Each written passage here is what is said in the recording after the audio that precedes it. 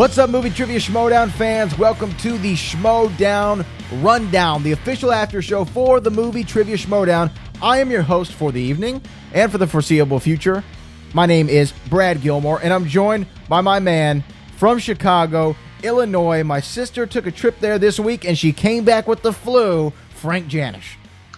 Well, that's not exactly the parting gift we would like to hand out, but yeah, the weather's been up and down here.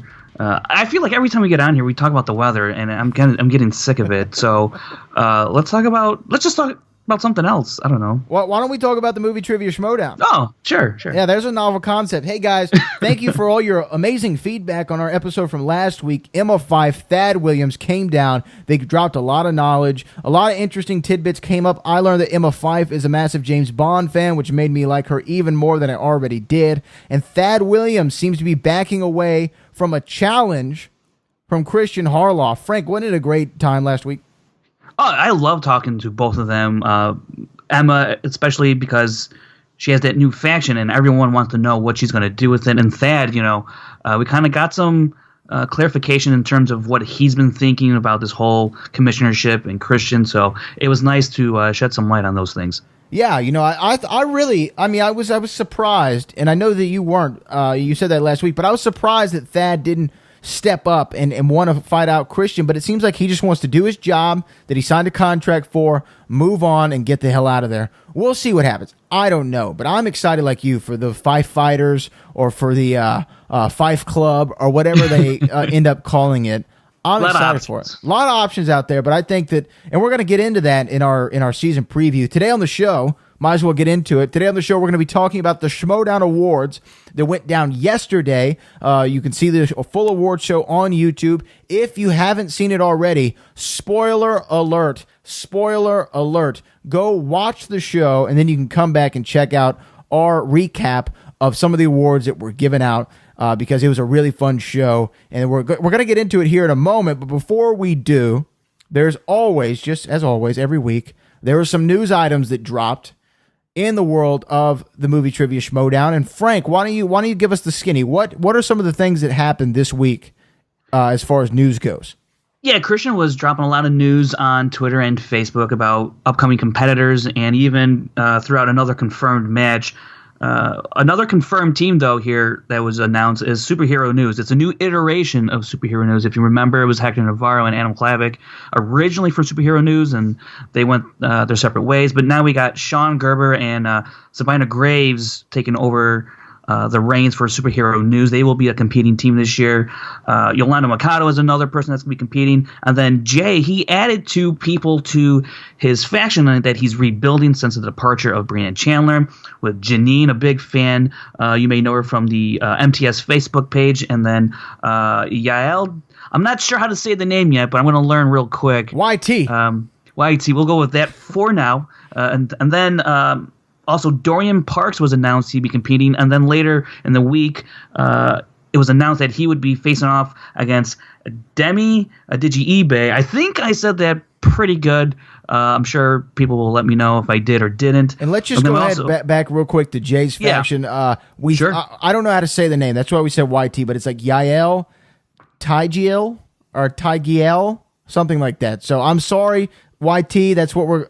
reach out to me, and we're going to figure out how to say your name correctly. We're sorry about that. Yeah. And then also announced Claudia Dolph and Matt Iceman from American Ninja Warrior. He helped call a match last year. Matt Iceman, he will be competing. And then we already know about Sarah Stratton, Dale the Dude. And then there's also Adam Winkleman. He's been confirmed as a competitor for this year. And if you want to know everything that went down in the week that was the Schmoedown, a great place to catch up on all the news is Let's Get Ready, the Schmoedown blog by Tom Maston and his crew. They do a great job of putting up articles about the Schmoedown in general, and they've recently started a kind of a week that was news recap on the blog. So go ahead and check that out, and it's got good stuff over there.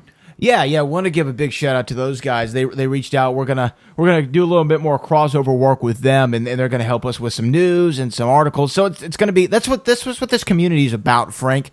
People helping out people. We're all trying to grow this thing together. And while we're on the topic of that, it was also announced, I believe, official date has been put out for something that we've talked about here on the show for the last couple weeks. And if you follow Christian Harloff on Twitter or on Facebook, or you are part of the Movie Trivia Schmoedown Facebook group, this is something that's been talked about a lot. The Patreon, according to Christian Harloff, the Patreon will launch on February the 1st. February the 1st. Christian says that the goal is that we will get the amount of people that are in the group to want to get a subscription of at least $1 a month. There's going to be 15 tiers.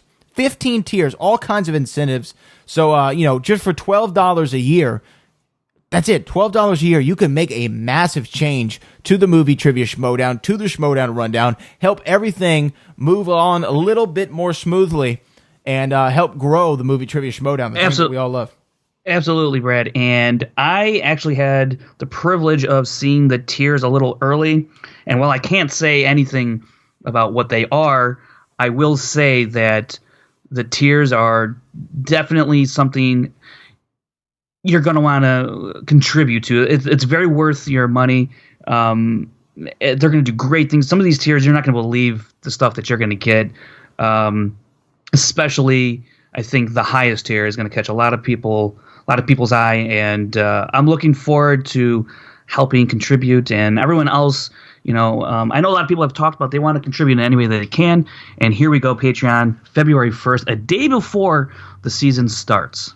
Yeah, day before the season starts. So make sure you keep a lookout, February 1st. And guys, $1. $1. I mean, Red Bull costs $3. A cup of coffee from Starbucks is like $4.50. Some of the tiers I've seen, people are going to have no problem putting up $2, $5, $10, because what you're going to get back is going to be well worth it. But again, if it's only $1 you can contribute, that's absolutely welcomed and will go to good use. So whatever you can do, it's greatly appreciated throughout everyone involved in the Schmoedown. Yeah, no, and I'm excited. I'm excited for this season. I'm excited for the Patreon. We're going to be helping out as much as possible with all of that. So real good stuff coming down the pipeline for the Movie Trivia Schmoedown and the Schmoedown Rundown. I guess, Frank, without further ado, we should address the issues at hand, one of which was the Schmoedown Awards. It went down yesterday, January 26, 2018. You can see the whole show on YouTube. It was an awesome event. A lot of awards handed out. Some snubs, some surprises. Some people cleaned up. Frank Janisch was there in person. He saw everything play out. Frank, first off, what was your experience like at the awards show? I mean, did you have a great time? You kind of flew in. I didn't know you were going to be there. You kind of flew in last minute. You said, I got to be here for the Movie Trivia Schmoedown Awards. What was your experience like? Yeah, I flew in kind of at the last minute. I wanted to be there. But when I got there, just so many people, so many great people involved in the Schmoedown, a lot of personalities. And I think when you watch the show, you saw everybody there from Matt Eisman and Bonnie Somerville was there. We saw Sarah Strutton there. It was, and then your favorites of Mark Riley and then Mark Ellis. Obviously, we'll get into him hosting the thing. Just everyone was there. It was such a fun time to be in that audience. And obviously, it was even made better by winning an award, which we'll get to. If so. Well, I guess we should break down some of the awards. What do you want to do, Frank? You want to run through them all? Or do you want? There's some specific ones you'd like to highlight. You were there. Yeah. You know what happened, what didn't happen, what were the big shocks, what the room felt like. So I kind of want to defer to you on this one. What are some of the ones that stuck out to you, I guess? Well, first off, I need to mention Mark Ellis hosting his opening monologue. If you've never seen Ellis do stand-up in person or anything he's released online, I think you got a pretty good sense of what he can do. Granted, this was in a Schmoedown community, so his comedy that he does normally really did bleed over, and I think if you're a fan of his comedy, you kind of saw that, and he was great. But getting into the awards, I want to talk about Rachel Cushing, and most specifically, the first award here, Entrance of the Year for the Singles, in a category with Brianne, Chandler, and you got Bibiani and Mark Ellis with Stacey Howard. Rachel Cushing comes away with the entrance of the year, her Lord of the Rings Inner Geekdom entrance, and I think a few people were surprised, not too many, but this one kind of set the stage because she would wrap up Rookie of the Year and Babyface of the Year, and that was a great moment when she won Babyface of the Year. She had everyone come up from that category and proclaim that this year was going to be the year of the good guys, and she was going to be leading that charge. So good stuff there.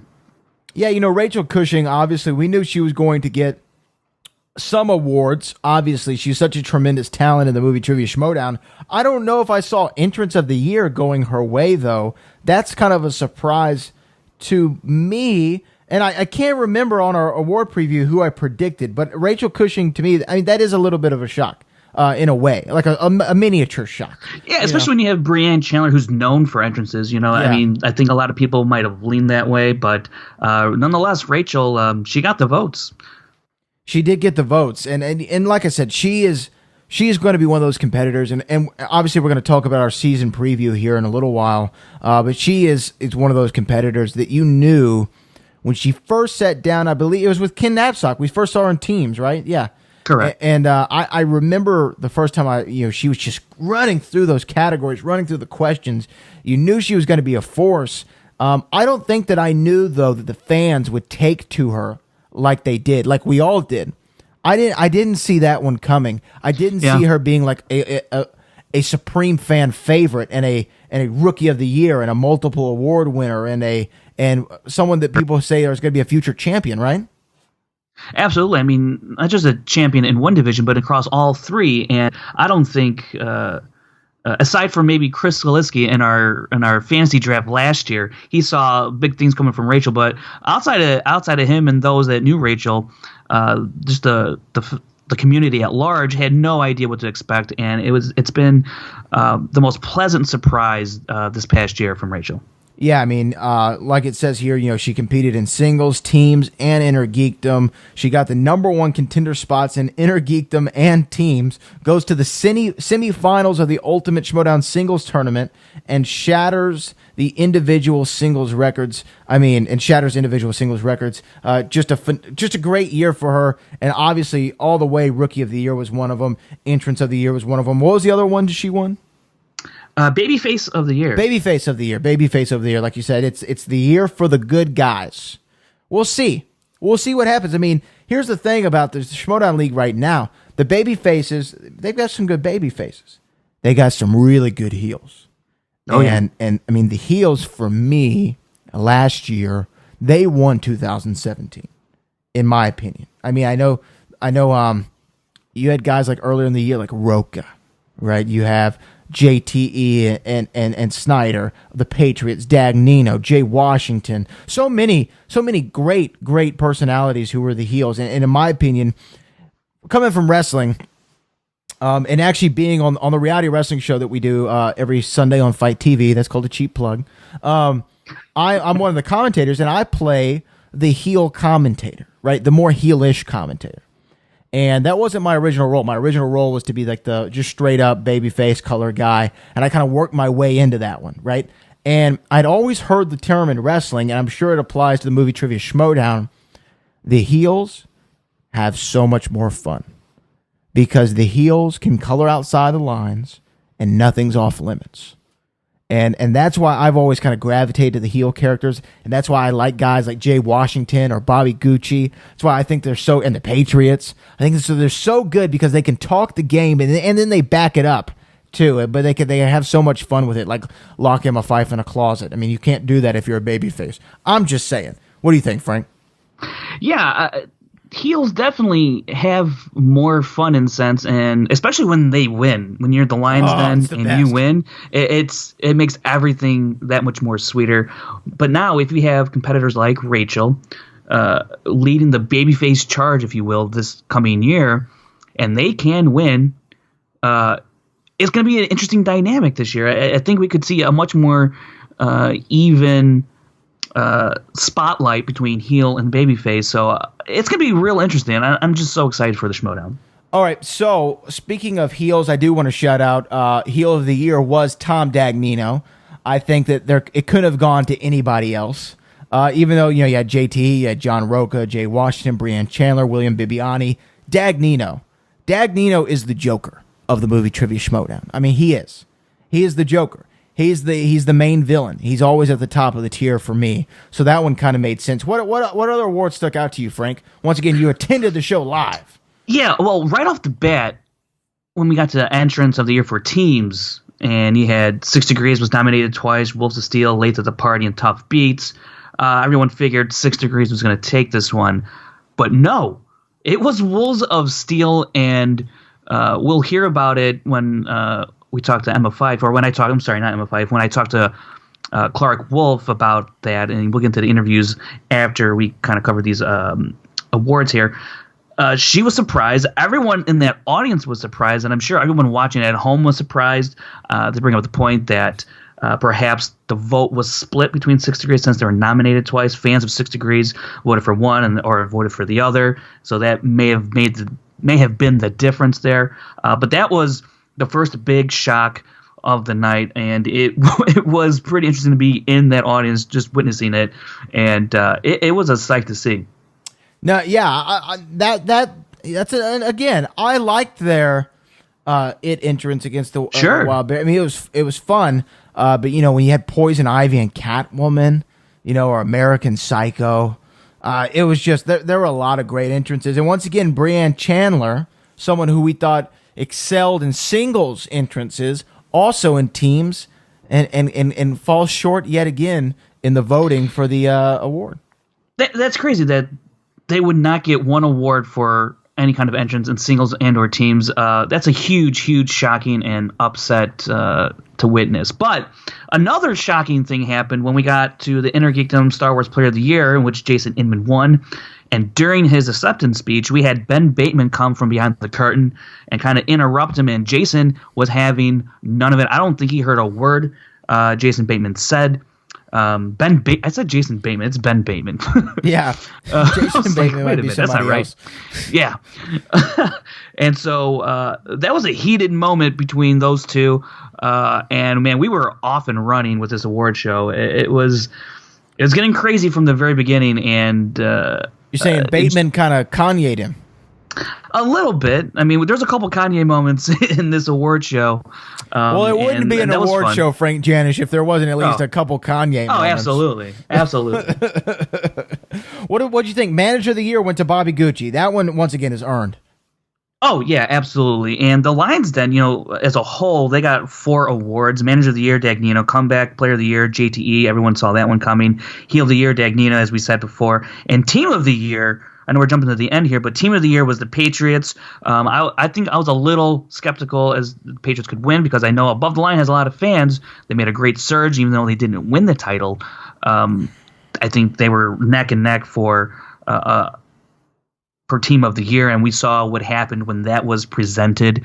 The scuffle, if you will. So I mean, Lansdowne, they keep on winning.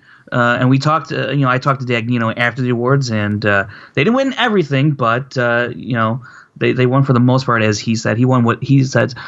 They won what mattered. So, in his eyes, so it's that's how you view it as if you're Dagnino. Yeah, I mean, obviously the ones that you want to win, just like Comeback Player of the Year went to JTE. I think that one was obvious. I think, once again, you had Samm Levine, Jeff Snyder, Christian, and Jason Inman. But, I mean, come on. JTE, after what he went winless in 2016, to come back and go 5-2, beating William Bibiani, Ken Knapsack, Kalinowski, McQueenie, and Snyder. That's a Hall of Fame. That's a Hall of Fame list right there. And, I mean, there's no one else. Just like Dagnino for Manager of the Year, Heel of the Year, there's just nobody else. There's just nobody else. There's no other option. There's no other choice. No, but he's going to have a lot more competition going into next year once these factions, especially with MO5 having a whole year now, presumably underneath her belt. So it's going to be really interesting to see what happens. Perhaps Ricky Hayberg's a little more involved. Who knows if Roxy Strier's a little more involved with the league coming into this next season. So a lot of things can happen, and it's not going to be such an easy win for Dagnino next year. Well, celebrity match of the year went to the It Cast free for all match. A fun match, obviously. I was still looking forward for the Power Rangers. You know, my girl Becky G. Yeah, I was hoping she got a little goal, right? Right? Sure, absolutely. Yeah. I bet you would have presented that award to her, wouldn't you? Yes, I would, Brad. But who was presenting this award was the Wildberries, and it might be, if we could give an award for the best award presentation, it would go to the Wildberries. They had some of the, they had some of the most fun presenting. I mean, everyone in that audience was dying. They were on the floor, nonstop laughter. It was one of the best moments of the night. It was absolutely fantastic, just the way they handled it. And Christian has said this on his carpool that he's never going to break them up ever. He said they can go 0-1,000,000. He's never going to break them up, and you can see why when they're presenting this award. Just fantastic stuff from Makuga and Dewberry.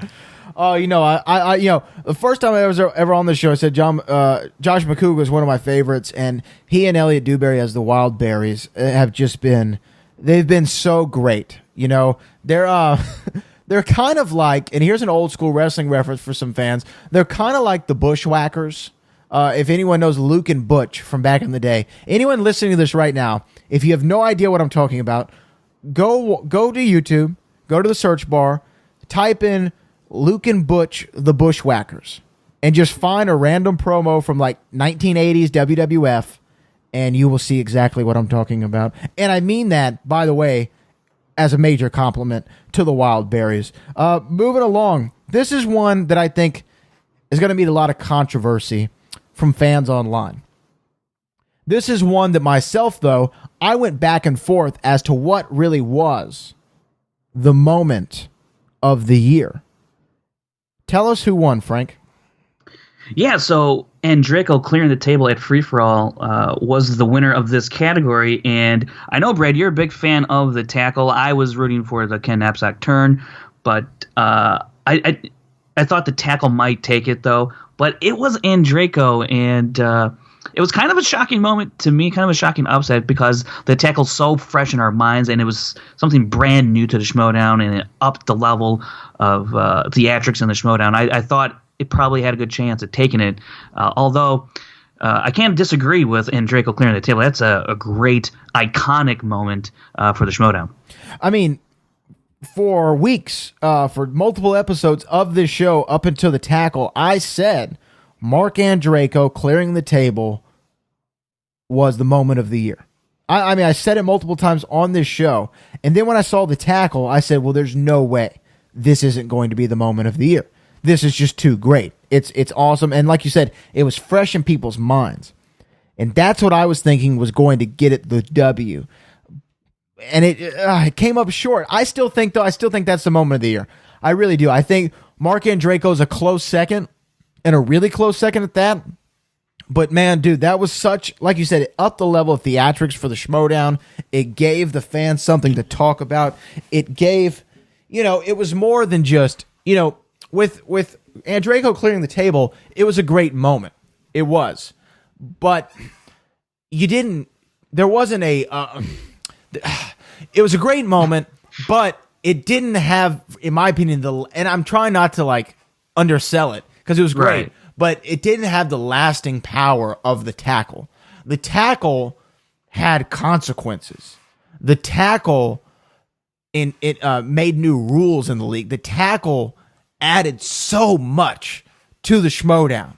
It really brought in, finally, fully, the marriage between movie trivia game show and pro wrestling finally completely met when that happened.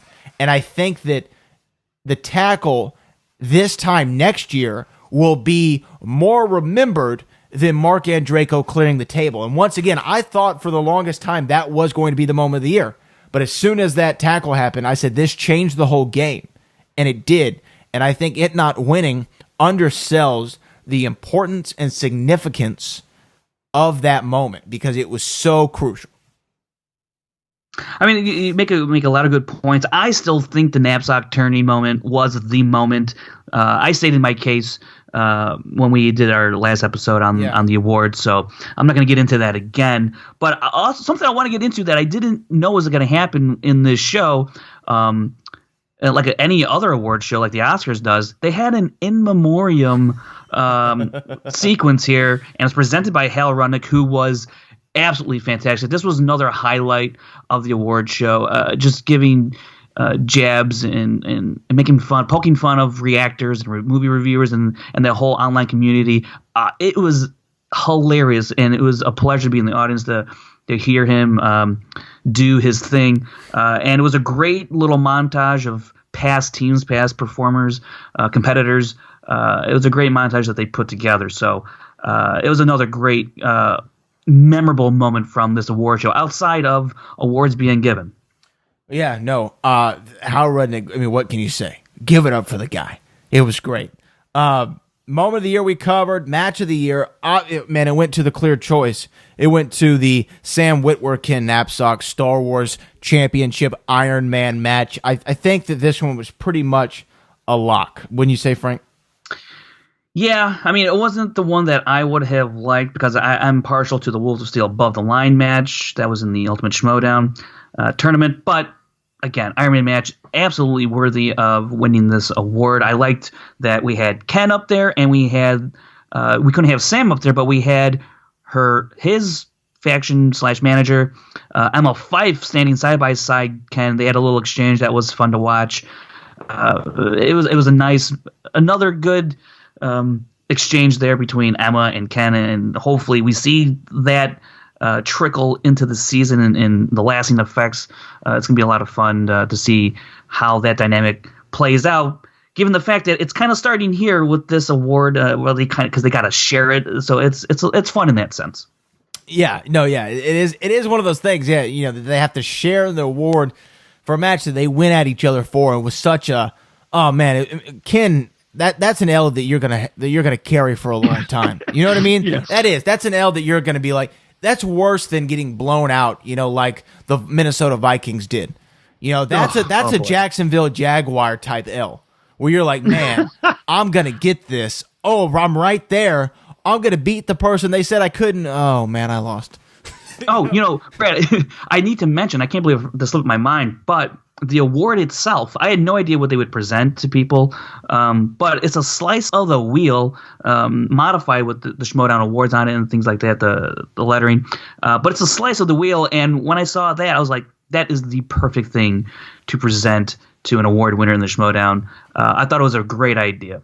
Yeah, no, it was definitely great. I loved it. I mean, it just makes sense. It's the wheel has been so iconic for the Movie Trivia Schmoedown that, you know, what else? What else would you get? We talked about Rookie of the Year, Rachel Cushing, obvious choice. Rookie Team of the Year, Above the Line, another obvious choice. I thought Blofeld's Cat may have had a shot. Team Action might have a shot. I didn't really think Late to the Party, DC News, or Nerds Watch. I mean, I didn't think they had a shot for Rookie Team of the Year. But when you have someone like Above the Line who went so far and came so close to being champs in their first time out, you know, it was kind of, the writing was on the wall for that one. Yeah. I think early on the favorite, in the year at least, was Nerds Watch until they hit a rough patch. And then Above the Line just stormed through the tournament, and you can't argue with that. And they put up monster numbers. So they rightfully won that award. And that was just one of four for Samm Levine. He had two individual awards. We'll get into the two big ones, Singles Player of the Year and Overall Player of the Year. But Above the Line, they took home, like we just said, Rookie Team of the Year and Team Babyface of the Year. So Samm Levine had a lot of hardware to hold tonight. Drew McWeeny wasn't able to be there, so Samm Levine did his best, brought out his little Godfather figure as a token of remembrance of the great Godfather Drew McWeeny. That's right. Yeah, I mean, Rookie Team of the Year, that was an obvious one. Upset of the Year went to Late to the Party, defeating Critically Acclaimed. I think that's one that we both called in our preview, wasn't it? I can't recall, to be honest. I think we both called that one. That's how great our memory is. I know. I think we might have done it. I mean, there's just so much to cover. Even in the off season, your mind gets scrambled sometimes. But it's still another deserving win, I think. from Late to the Party over critically acclaimed, because critically acclaimed, I mean, Bibiani and Whitney Seibold. I mean, we had seen what Bibiani can do, and for the most part, they really killed in that match. But Late to the Party hung tough, coming in its first time, their fans, reactors, everybody else on this list, JT being McWeeny or Bibiani and Roca over Merle, Harloff over, these players have played before. They've gone through the gauntlet of the Schmoedown. Late to the Party, brand new, taking on someone highly touted like Bibiani and Whitney Seibold. So for them to pull that upset, I think it is a deserving award for them. No, yeah, I think that's the one. That's the one you got to go with. I mean, Roca beating Merle. I mean, I don't think that's an upset. I picked John Roca for that, even though I wasn't doing the show then. I picked John Roca. Let's talk about this next one. We got to spend a little time on this one. This next one was the Schmoedown podcast / after show of the year. Frank, who won? That would be the Schmoedown Rundown. Yes, the Schmoedown Rundown. Believe it or not, yeah. Believe it or not. First off, I just want to say a couple things real quick. Shout out to Dale the Dude, Take 3 Productions, Late to the Party, All the Belts, all phenomenal shows. I look forward to working with each and every one of them in this upcoming season. But this is what I want to say. As far as this award goes, it's great that the Schmoedown Rundown won.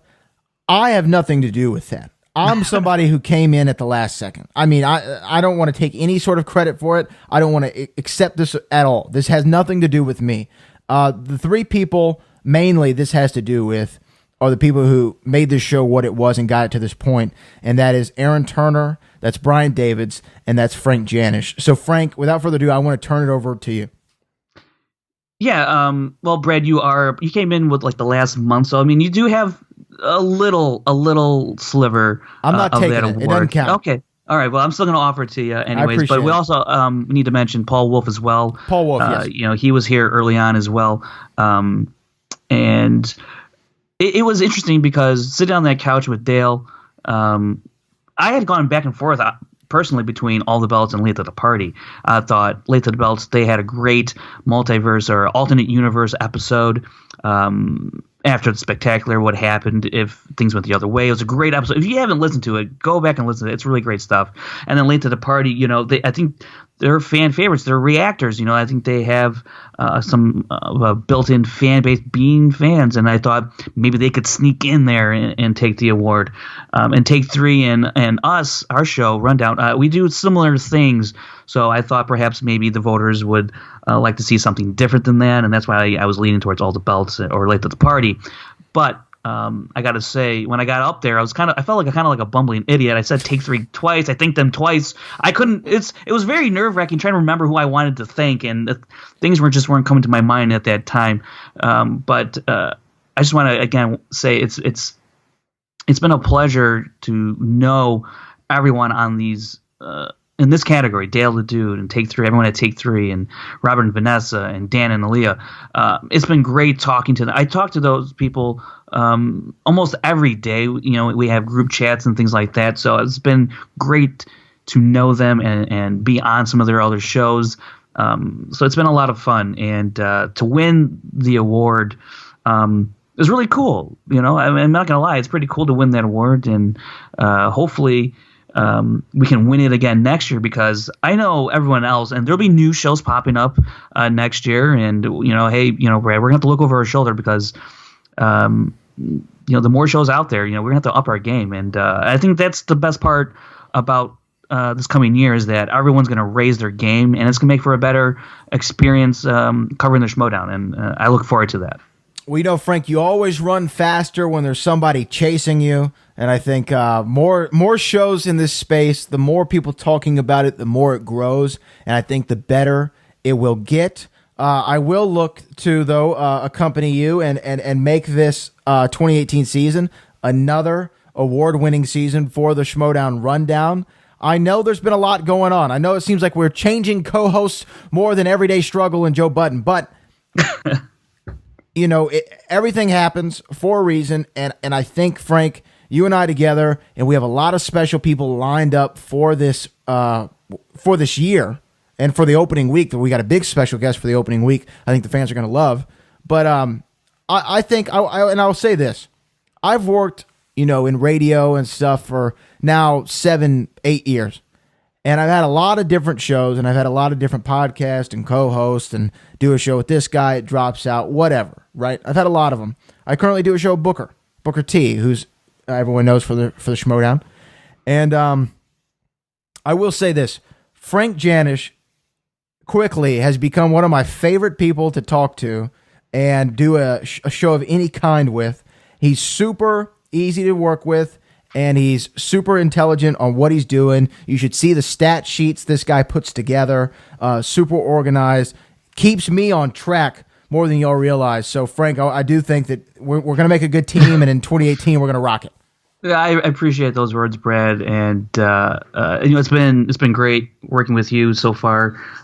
Just early on, I know hasn't been that long, but it's been great working with you and what you've brought to this show, a different kind of energy, which I appreciate, and I look forward to another great year for the rundown with you involved. So we're gonna rock it, man. Yeah, definitely. And by the end of the year, I'll be singing your praises, and I'll be like, it's all Brad, So it's how it's gonna go. But I also want to shout out one more person, Christian Harloff, for giving me the opportunity, and Frank, I'm sure you as well. Moving along. We spent enough time talking about ourselves. We're putting ourselves over too much, Frank. That's not what the show's about. The show's about putting over the Schmoedown competitors. Come on, damn it. I feel like Booker on Raw right now. Heel of the year we covered is Tom Dagnino. Babyface of the year, of course, Rachel Cushing. Okay, here's one that I have another discrepancy with, although I believe I picked them. But Team Heels of the year went to Team Action. How'd you feel about that one? Yeah, I mean, I originally picked Patriots in our preview, and you knocked some sense into me and said, no, it's Team Action. Think about it. And I was like, yeah, Team Action. So to see them win it, even though we had an absent Andrew Guy, Team Action, takes them to win. Ben up there accepting the award. And yeah, they're definitely Team Heel of the Year, and that has nothing to do with wins and losses, really. So it's great that Team Action won, because Team Action for the foreseeable future won't be winning anything else since Andrew Guy has been suspended for 3 months. So that's like their last win for quite a while, I think. Don't worry, Andrew Guy's going to come back. Remember, The Rock, that's right. Tom Brady. Yeah. All right, he is the man. Don't forget it. Oh, that's right. Okay. It's my guy. He's one of my guys. Sure. Andrew Guy's my guy. What? Yeah, okay. All right. Team of the year we said is the Patriots. So let's talk about the last two, which are obviously, both to the same guy. Singles player, overall player of the year went to Samm Levine. Obviously, I picked Christian Harloff for single player of the year, and I picked Samm for the overall player of the year, but I can't debate Samm winning either one of these awards. What a fantastic run that he had this year in the Schmoedown. Absolutely. I mean, you just take a look at who he's beaten, what he did in the singles tournament, team tournament. It all adds up. Winning both tournaments. So yeah, he's gonna get singles player of the year. JTE did not like that. Of course, he's gonna get overall player of the year. JTE did not like that. We all saw how he felt about these wins. It's hard to argue against Samm Levine winning these awards. I think personally, JTE or Samm could have won singles. I mean, Samm did win, but I think JTE could have won singles player of the year. I know he won. I'm sorry, overall player of the year, because he had incredible performances in those team matches that I thought really were the difference for the Patriots, and I think he contributed more than Samm did contribute to his team. Because you got a guy like Drew McWeeny, and Jeff didn't have the greatest performances in his team performances this year, but you had a guy like JTE step up, and he's the reason why they are still undefeated, and in large part thanks to him. I don't think Jeff would disagree, because Jeff did have some down moments, and JTE picked him up, and I think Samm and Drew were very even throughout, so I could have seen overall player go to JTE given the way he performed in the singles tournament, but it is what it is. Samm gets both of these awards. It's a huge deal because a lot went into this, and I don't know who's going to take it next year. It's going to be can he do it again? Can he repeat? He would be the odds-on favorite right now. Sure. I mean, why not? Yeah. So, I mean, like I said, he's deserving of the awards. I look forward to what Samm Levine does in this season. It'll be interesting to see who he competes against first and defends that championship against. Remember, Emma Fife's got that #1 contendership for one of her clients. It'd be interesting to see, and this is a far-out prediction, and I have no inside information. I think Emma Fife will pick some. I think here's the thing. I think she's going to see how the first week of matches go, because the first week of matches, remember, there's a #1 contendership on the line, right? That's true. So I think she's going to see how that goes, and if it doesn't go the way that some people might think it will, I think Rachel Cushing joins the Fife Fighters, and I think that #1 contendership may go to Rachel Cushing. I don't know. We'll talk more on our season preview, but I think there are a lot of interesting things. So Samm Levine is going to be somebody to watch this season on the Movie Trivia Schmoedown, obviously. Let's, real quick, Frank, what we're going to do right now, you conducted several interviews after the award show, and we're going to play those right now for you all here on the Schmoedown Rundown. We're going to hear, in order, from Ben Bateman, Samm Levine, Lon Harris, Rachel Cushing, Tom Dagnino, Jay Washington, Clarke Wolfe, and Brianne Chandler. We're going to do that right now. Yeah, I'm going to talk to Ben Bateman because apparently I'm dead to him because why? I don't know why. You traded me for that dunce, Bibiani. Yeah, he's a good guy. He knows a lot of answers to these questions. He gets Hitchcock, maybe. If he gets Hitchcock, if he gets horror thriller, I mean, I could go on. Listen, man, you described me in that fantasy draft as somebody who you knew was hungry, who had it, who was going to do something this year. You justified the pick, and then you turned around and traded me. I did, and here's why. Because I wanted the points. You might win, but I want the points. See how that works? No integrity, Janisch, none. Well, we'll see who comes out on top at the end of the season. Oh, I know who's coming out on top at the end of the season. I don't have to see anything. Where's Andrew Guy tonight? He's busy fighting a homeless man. That sounds about right. He's taking the suspension hard.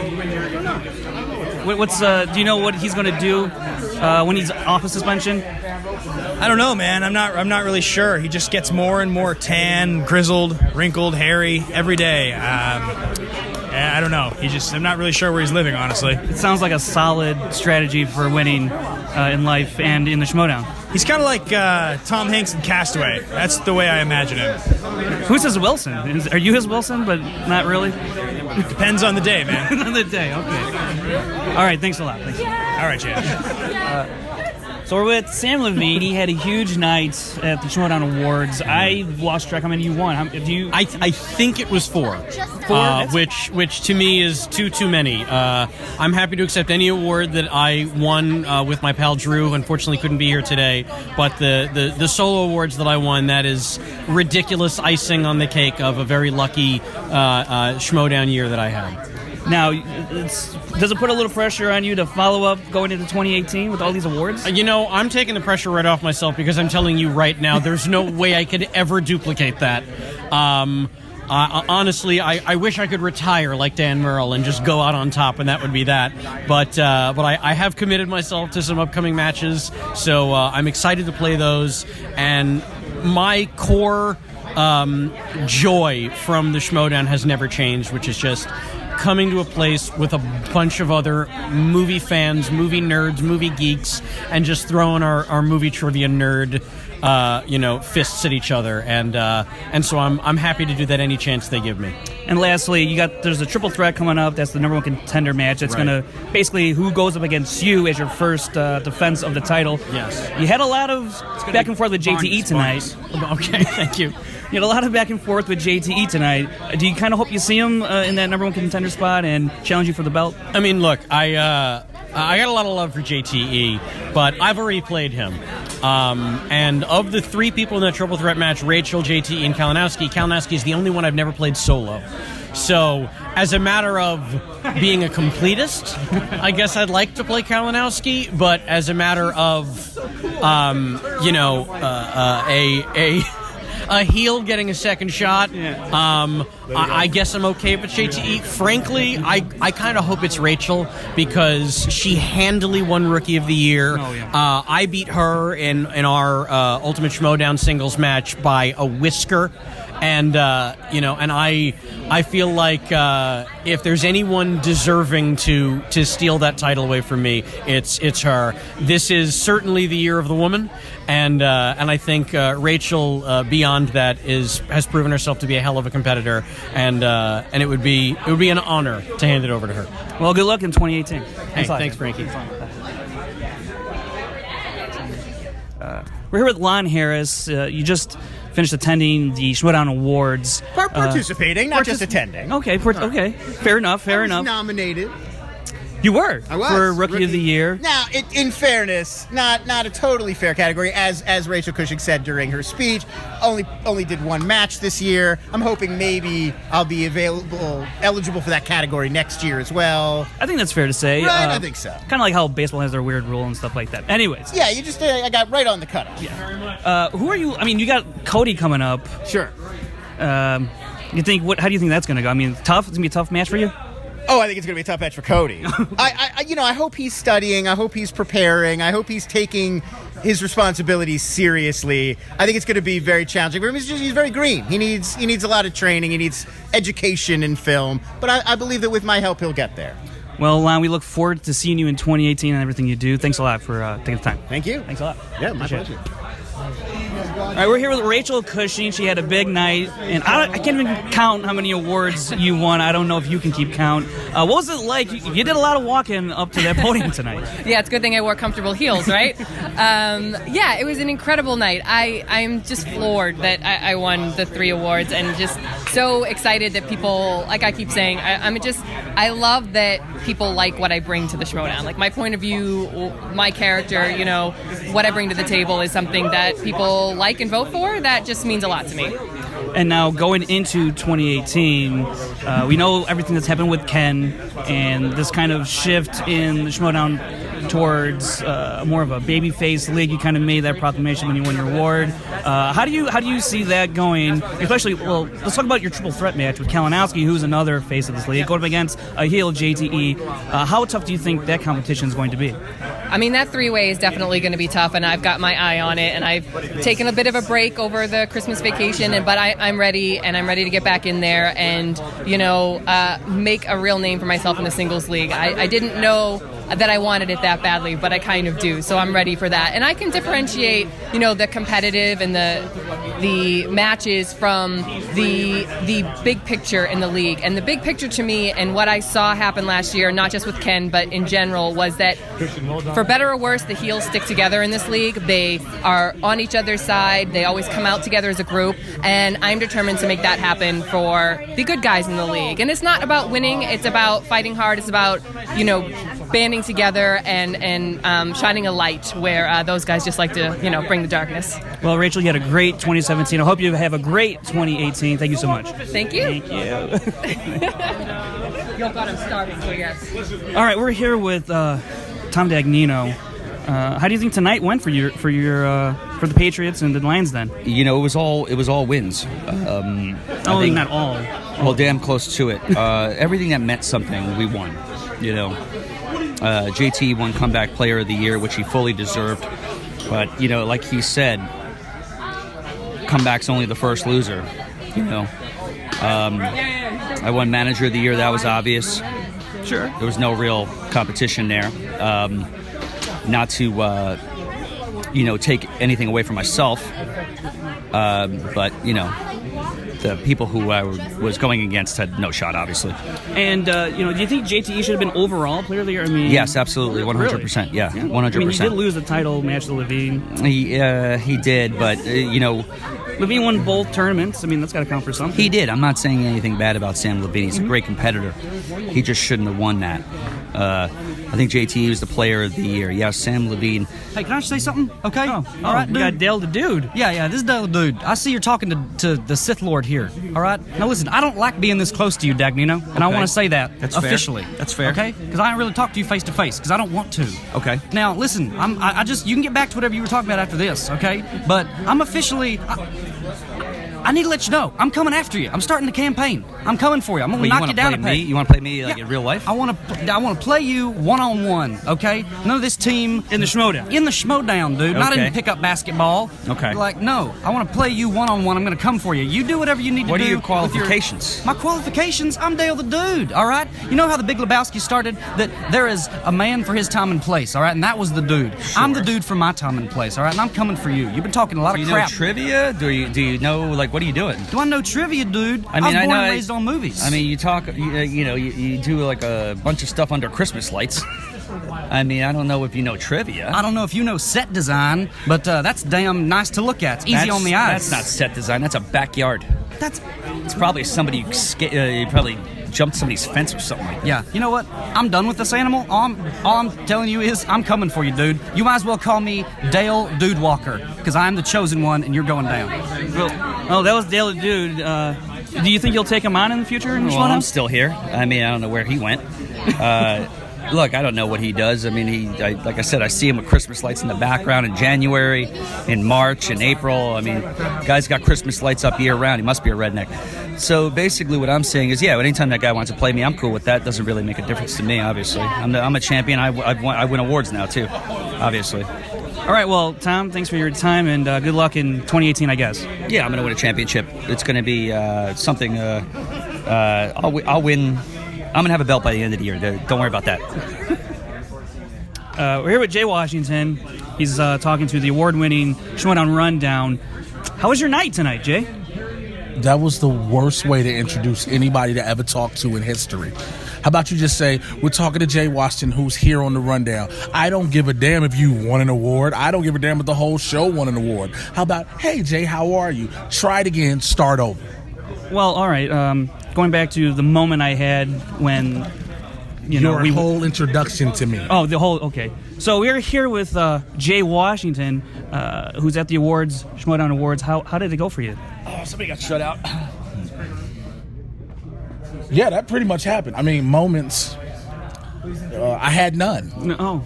I had no moments. I was up about 4 times for 4 different categories, and I'm happy to be nominated.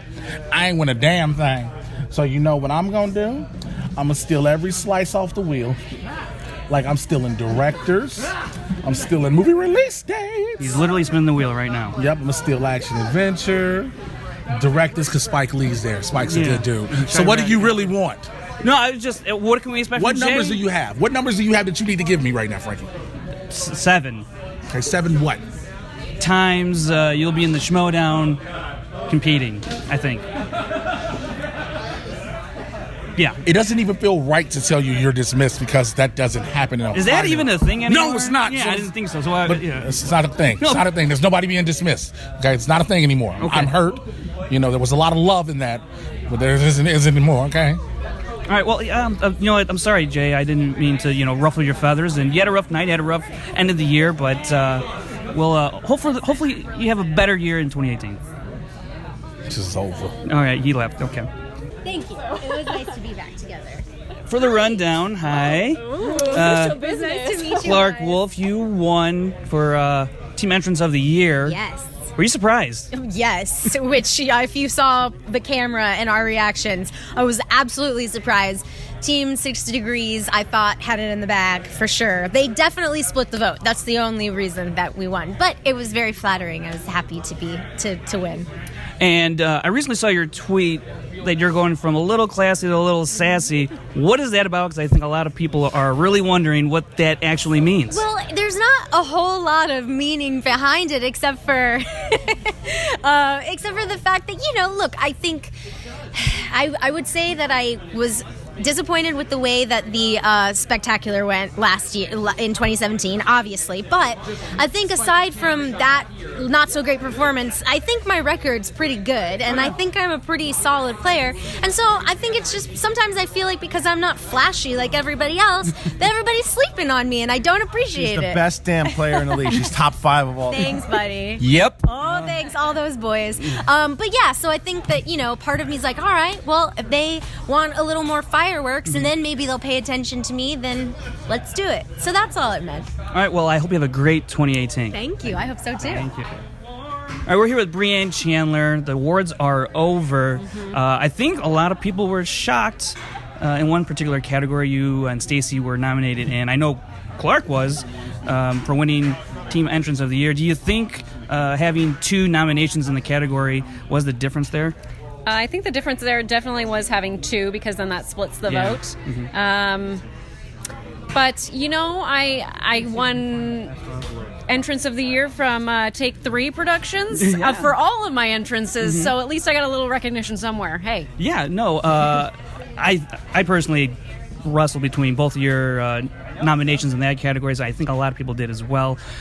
Going into 2018, we last saw you at Spectacular get into the car with Mike Kalinowski. Can you say or speak on anything about what might happen in 2018 with Brianne Chandler? Okay, 2018. I have a new job. Okay. So that's all I can tell you. All right. Yeah. The mystery. I like It's it. a mystery. All right. Well, thanks a lot, Maybe Brianne. it's here. Maybe the job's here. Maybe it's not here. Maybe it's somewhere else. Okay. Well, we're definitely have to pay attention then. All right. Thank you very much, Brianne. You're welcome. Well, guys, those were some awesome interviews. Frank. A lot of cool reactions. Jay Washington seemed like he might have been a little perturbed with you, Frank Janisch. Him and Ben. Ben called you out. Ben called you out, and I want to know, how do you feel about his call out of you, and do you think it's a fair assessment? Look, he's right. I did give a whole spiel about why I drafted him, and then I just upped and traded him. That's a fair point. It is a fair point. So I'll just say that. He might have got you on that one. I'm just saying, he might have got you on that one. Okay, maybe. Let's talk a little bit about some of the things that we expect to see in the Movie Trivia Schmoedown this season, some of our predictions for the matches that we know are going to happen very soon, and kind of look at, we do have the top 10 rankings, right? Christian Harloff released the new top 10 for the singles. Yeah, he released them shortly before we started recording this. And what do we got? Yeah, number 1, well, the top 3 we already knew. JTE sits at number 1, Rachel Cushing number 2, and Mike Kalinowski number 3. They're in the triple threat to start off the season. Going down that list, at 4 is John Roca, 5 is Clarke Wolfe, 6 is Jeff Snyder, 7 is Mark Ellis, 8 is Drew McWeeny, 9 is Stacey Howard, and 10 is the guy who cleared the table at free-for-all, Mark Andreyko. Wow, that's a really interesting list. Are there anything on there that you immediately agree or disagree with? I actually agree with this list. In the past, I haven't agreed with Christian's top 10 rankings because he does it all willy-nilly, it seems. But and I'm a little more analytical with stats and whatnot. So there's where the discrepancy comes in. Roca at 4 and Wolf at 5. Very interesting. I wonder if we will actually get to see them finally have a singles match. Ooh, that'd be good. Yeah, they've talked about it in the past a couple of times about it's never happened. They'd like to see it happen. I know other people out there would like to see it happen. So I'm wondering if that could happen early on in the season to get one of them in the title picture after we have this number 1 contenders match and Sam tries to defend, if he does defend. Let me ask you this, though. You think, though, that Clarke Wolfe at 5 is right? Because I think Jeff Snyder is higher than Clarke Wolfe after his performance this season. Yeah, I mean that's a tough one. You're really kind of splitting hairs here. I think I feel good with Clarke Wolfe being there. I mean, she has had a title match against Dan Murrell, didn't go that great. Snyder's never really gotten that far in singles. He's played some tough competition and beat some tough players, but I think Clarke Wolfe. Yeah, I mean, if you want to put Snyder at 5, okay, fine, I guess. But I still prefer Clarke Wolfe at 5 there. Okay. I mean, hey, what do you think, though? Do you think Mark Ellis deserves to be in the top 10? I think he should be a little lower, to tell you the truth. I mean, he did lose to Stacey Howard. Yeah, I mean, you really could throw him down at 10. I know he's 5-4, and Stacey Howard's 2-1, and those 5 wins count for something above McWeeny. Is he better than McWeeny? I would have to say no at this point. I think it depends on the day. Yeah, I mean, Drew has been stellar in teams. Hasn't transferred over into singles play when he's played. Again, he lost to JTE. That's a huge loss. But I think Ellis could be 9, and I would think I would probably bump Howard down to 10 and Draco maybe up a little bit higher. It gets really interesting down there with those bottom fours. So yeah, you could go either way, but it's good though to see Mark Ellis in the top 10 because that means he will be active. Yeah, and to mention the 3 inactive players that are listed are Mark Riley, Dan Murrell, and Christian Harloff, which doesn't do so great for my fantasy team. Yeah. People might be wondering, or it might be a little more clear to people now why I was trying to maybe trade him. But and why I declined. Hey, we all make mistakes. I still think though, even though it says inactive for Christian's going to play. He's got to play. He's got to play this year. He's got to. Christian, please play. Please play. For my fantasy team. Maybe. I think he said maybe once you'll play this year, so you might get your wish. Okay, we'll see. I think he's going to play 40 times. Okay, yeah, but overall, I do agree with this. JTE ranked number 1 made my heart smile, and I think him above Rachel is correct. Wouldn't you think? Yeah, I mean, he went to the Ultimate Schmoedown finals against Samm Levine. So, I mean, he should be in that 1 spot, especially because Christian is now not playing. He would have dropped to number 1, number 2 spot. I would have argued, had he been active, I would have argued he would have been number 4, the way he performed in that title. Yeah, the way he performed in that title match, he goes from champion down to at least number 4. Just because of the way he performed in that match. But we don't have to worry about that. That's not the case. He's inactive. So there's that. And yeah, JT at 1, that makes sense. Why not? Yeah, absolutely. Well, hey, by the way, in the Facebook group, did you see the movie poster that someone created for us? Oh yeah, the run. Yeah, I believe that was from the skills of Corey Knott, the guy who started the MTS Facebook page. Yeah, beautiful. Yeah. Beautiful. Frank, you look gorgeous. Do I, Mike? I have no neck, but I have huge arms, so okay, I'll take it. I don't know what picture that is of me, but it's a terrible one, so thanks, Corey Knott. I appreciate it. Sorry, I got sidetracked there looking at the top 10 rankings. Okay, so moving right along, another interesting one, though, is at number 20 on the list is John Schnepp. I'm just going to throw that one out there, and we don't even have to talk about it. There you go. Yeah. I'm just going to say that. He's number 20. John Schnepp. Salute to him. Okay, let's talk about this triple threat match. Number 1 contendership will be on the line. We're going to see JTE, Rachel Cushing, and Kalinowski. This is honestly, in a lot of ways, this is a dream match for the Movie Trivia Schmoedown. This is a really awesome match to kick off the season. Makes sense why it's the season premiere match. What are your thoughts going into this, Frank? I mean, who do you see has the advantage going in? Who has momentum on their side? And who do you think is going to benefit most in this triple threat format? I think the person that benefits the most might be Rachel, because it's not just her. It's not just a one-on-one. And so she might feel a little more comfortable having Kalinowski there, because her main competition is going to be JTE. I mean, he just made it to the tournament finals, for crying out loud. And Rachel lost to Samm Levine in the semifinals to get to the finals. So I think it benefits Rachel in the sense that she can be a little more relaxed, I think. But the odds-on favorite here is JTE. He is no stranger to, I believe this is going to be a 5-round match. No, I don't think it's going to be a 5-round match. It's just going to be your standard 3-round match. But he's been in these pressure situations all last year. He was in the tournament. He was always viewed as the underdog. So there's no reason to think he's not going to bring the fire in this one, because he wants his bad. And for him to take down Rachel and Mike Kalinowski would. Oh, you want to talk about heels just starting off with a bang this year, when you got the baby faces in Rachel and supposedly Mike Kalinowski's hashtag heel watch from all the belts.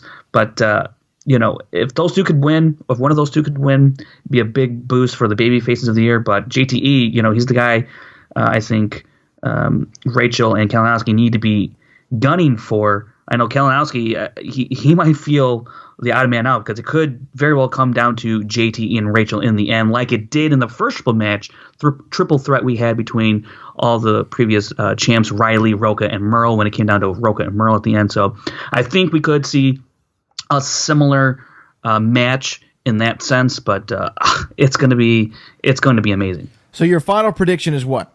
Who's winning? Ah, man. Look, JTE Lifetime answering 65%. Rachel Cushing Lifetime, she's answering just about 77% correct. Kalinowski, he's answering 65%. So the numbers say Rachel. And well, you are Frankie numbers. Yeah, you know what? I want to. A lot last year, I went on the numbers and I got screwed. But which plays to the unpredictability of the movie Trivia Schmoedown. Exactly. Like, it doesn't matter what stats I have here. It's basically just a record of accomplishments. It doesn't give you any kind of prognostication who's going to win. But I will take Rachel's 77%. That's like 10% better than Kalinowski and JTE. So I'm going to pick her as the winner to become the number one contender match. And we know Samm Levine, from his interview that I had with him, he's looking forward to seeing Rachel become the number one contender. I think, here's my prediction. I kind of alluded to it before we played some of those interviews. I think Rachel Cushing gets a title shot this year regardless if she wins or not in this triple threat match. I am going to go for my pick. I'm going with JTE. JTE has all the momentum in the world coming off of that victory at the Spectacular, in teams against Above the Line. That was a tremendous, tremendous match. He's feeling confident about himself. He's one half of the greatest team of all time. He was the comeback player of the year. I think the momentum is on his side more than Rachel. I really do. And I think that he's going to carry that into the number one contendership. Now, I'm going to put that on pause. Let me go back. Rachel Cushing. She's going to come close. She's going to come real close. She's going to finish just a little bit short, in my opinion. That's what I think is going to happen. And then I think Emma Fyffe will recruit Rachel Cushing and give her that number one contendership. But Rachel Cushing and Samm Levine, here's a wild prediction. Here's a hot take. Rachel Cushing versus Samm Levine for the singles championship will not happen this year. It's not going to happen. Rachel Cushing will get a championship match, singles championship match, and it's going to be against JTE. I predict JTE is going to be the singles champion.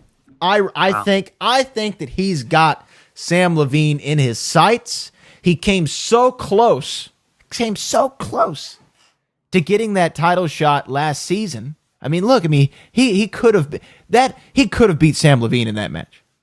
Could have, but didn't. He didn't, but he could have. It was that match could have gone either way. I think even people who predicted it, the numbers might have said it's going to go this way or that way, but I think it really could have gone either way.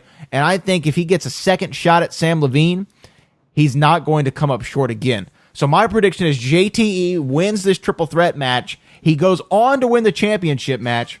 And then, don't laugh at me. And then Rachel Cushing versus JTE for the championship happens this year. Interesting. That's a hot take. I mean, I'm not way off base here. It's in the realm of possibility. It's definitely within the realm of possibility, I think. But I think Samm Levine, though, he's not going to let go of this belt for a while, and so I don't. I'm telling you, I said the same thing about John Roca. I said John Roca won this title. There's no way. Well, let's talk about John Roca. There's no way. We'll talk about him, but there's no way he's going to lose it in his first defense. What happened? He lost it. He lost it. And you're saying the same thing about Samm Levine. Oh, he's going to have this title for a while. We'll see. I don't think so. What are you going to say about John, though? Yeah, I think he's going to get a shot at the title halfway through the year. I think he's going to get a shot. Oh, really? Why, yeah, he's going to because he's got to rifle off some wins. He's got to run off some wins. He's got to win 3 in a row. That's the stipulation. And I think he's going to do it. And I think we could possibly see him in the title picture at Collision. I think enough will happen for him, and I think at Collision he will get a shot. Do you think it'll be against Samm Levine? I do. So you think so you picked Rachel Cushing. So you think if Rachel Cushing wins, she's going to go on to lose to Samm? I do. And it pains me to say. It pains me to say that. Yeah. There you go. There you go. Well, I don't see John Rocha getting a title shot by Collision. I could see him getting a title shot this year. I don't see it by Collision. I don't think that's going to happen. I think that he's going to, I don't know. He's got a matchup coming, right? Top 10 versus top that. We know that, right? Mm-hmm. I think he's going to focus on that first, and then we'll see what he does in singles. I think teams, it might be a team year for John Rocha. I mean, would you like to see a top 10 Patriots match again? No, actually. No, you're I've seen over it twice. Yeah, I've seen it twice. The trilogy, the great trilogy. I mean, come on now. Yeah, but you know what? Top 10, yeah, they got spanked that second time. They did. And unless top 10 can show me something against top that I haven't seen before, then I'm not too interested in seeing it right away. Okay. So you think, though, in that top... And that's coming from a guy who loves top 10, the Outlaw and all that. So, and that pains me to say. I do, too. But you think top 10, top that, you're going to go with top that? No, I want to go with top 10. I think top 10 can win, but they got to blow the doors off top that. And if they can do that, then I'm interested in seeing a third match between the Patriots and top 10. But if top 10 barely squeaks by a win from top that, I don't know how I feel about a Patriots top 10 match again. That's just where I stand. I think in fighting, in wrestling, in boxing, you always have to have the rubber match, right? You always have to have that third match. You got to complete the trilogy. Got to do it one more time. And I think that we're going to see top 10 versus the Patriots, or I'd like to see it again. Same way I'd like to see Daniel Cormier versus John Jones one more time if John Jones can stay clean and healthy. I don't want to see a top 10 Patriots match just for the sake of having the third match. I want to be excited for that match. I don't want to do it just because we should do it because it's the rubber match and all that. Well, I'm saying though, you got to close the book. You got to close the book. Patriots have beat them twice in a row, so I mean, I know, and some people would say, well, then it's not a Hey, famously, Daniel Cormier was crying in the center of the octagon, saying it's not a trilogy if he beat you twice. Yes, it is, Daniel, and yes, it is, Frank. I like to see it. Give him one more shot. All right. Hey, Back to the Future 1 was great. Back to the Future 2 was great, but they had to wrap it up in number 3. Right? And maybe number 3 wasn't that great to some people, but they had to wrap up the story. And that's my point. Let the good guys take it home at the end. But that brings up one more interesting point. Who do you think, and do you think anybody dethrones the Patriots? No. You think they hold them for another year? I do, because I think it's going to take, no. I mean, law of averages, you're the numbers guy, has to be working against them. I don't think they're going to hold it for the whole year. I think they're going to hold it for a majority of the year. And I think before the tournaments start, the team tournaments, I think Above the Line will have done enough to get back into a title match, and they will win it then, right before the tournaments start. So do you think that Samm Levine has the potential to hold both the singles and tag belts this year? That's a good question. It's a great question because I think Samm Levine. That's a lot on anybody. I think Samm Levine can for sure defend it the first time against JTE, Rachel, or Kalinowski. I think he can defend it against any one of those 3. After that, I mean, I'm looking at Clarke Wolfe, Jeff Snyder, Drew McWeeny. If he gets his act together in the singles, he could face Drew McWeeny.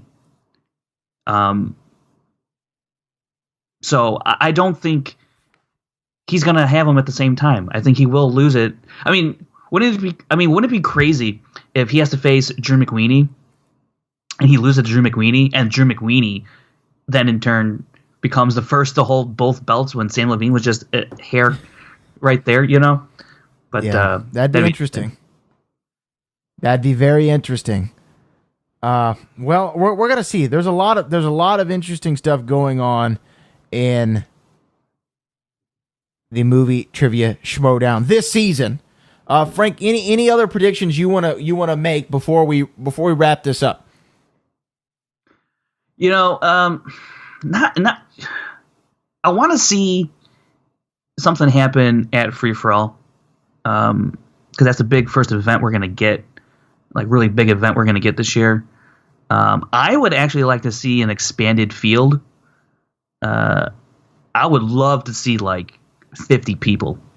I know that's probably not going to happen, but I would love to be. I would actually, what? I want to see JTE in the free for all this year. I know he couldn't make it due to some obligations he had, but I want to see him in the free for all this year. I think he'd be absolutely dynamite in the free for all. He's got to do it this year.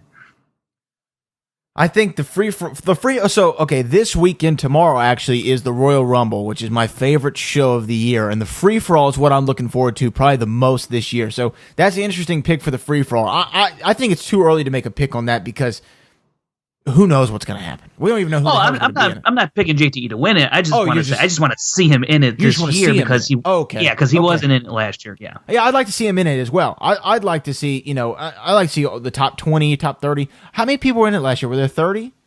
35? 35? Yeah. It might be bigger this year. It might be. Who knows? The free for all is probably what I'm looking forward to the most. More than Spectacular, more than Collision. I really love the free for all. It was my favorite. Well, Spectacular was my favorite show last year, but in concept and in theory, the free for all is my favorite idea and my favorite way that they implement it. And I would still like to see that Survivor Series style match. We talked about that here a few weeks ago, maybe last month on the rundown. We took a listener question. I would love to see the Survivor Series kind of figure out how they could do that in the movie trivia Schmoedown. It'd be awesome. Well, I think, though, Frank, I think that's it. I think we've covered it. Next week, we're going to be covering the first match of the season, Frank, if you can believe it or not, the triple threat match. Mike Kalinowski, Rachel Cushing, JTE, number one contendership on the line. We have a special guest joining us to break down that show. You're going to love it. You can't miss it. Don't miss out. Don't get shut out because it's going to be on like a steaming pot of neck bones. Frank Janisch, anything else before we get out of here? Yeah, what the hell did you just say? A steaming pile of what?